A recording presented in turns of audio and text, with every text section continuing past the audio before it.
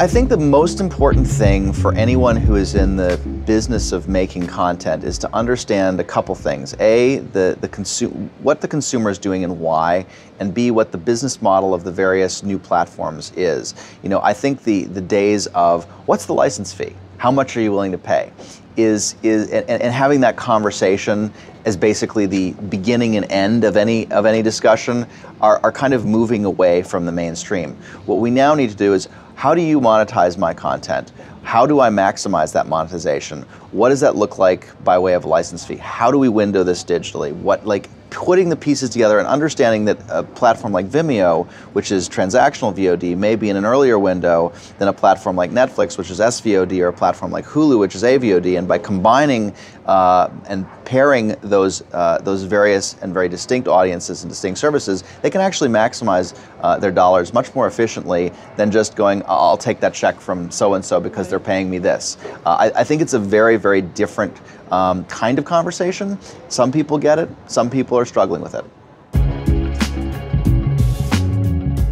The general content community does confuse us. I get a lot of people coming and pitching me 2-minute shows and web series, and then I say, well, do you have anything longer? And they're like, well, we have this feature film. I'm like, that looks interesting, let's talk about that.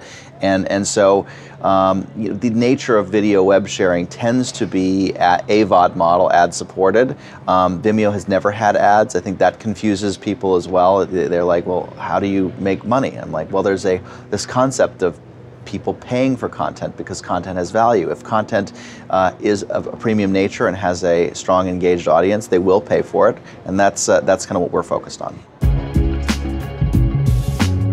When I was a kid, my uncle, who was upper middle class, we would go to visit him and we'd ask, why don't you have cable TV? And he would say, I'll pay for cable TV when I get to choose the channels because I don't like paying for things that I never watch. I think that we're entering a situation where every consumer will have a lot of different choices and will basically assemble an entertainment solution that is customized for them.